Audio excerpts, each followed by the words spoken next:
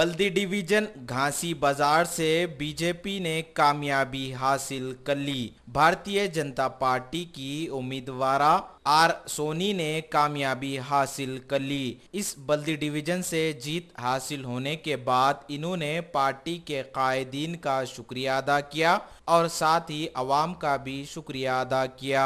इन्होंने कहा कि इस बल्दी डिवीजन में मजीद और तरक्याती काम करवाने का तयक़ुन दिया।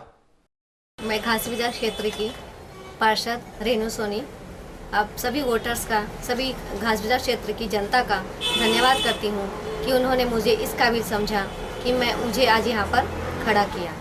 उन्होंने मुझे अपना अमूल्य कीमती वोट देकर मुझे यहाँ से जिताया। मैं जनता को आश्वासन देती हूँ कि उनकी जो भी समस्याएं हैं उनकी समस्याओं का निदान अवश्य करूँगी। उनकी जो भी समस्याएं हैं वो यहाँ पर ऑफिस में लेकर आइए, मैं उनकी समस्याओं का निदान अवश्य करूँगी। जो भी मुझसे हो सकता है मैं हमेशा उनके लिए तत्पर रहूँगी।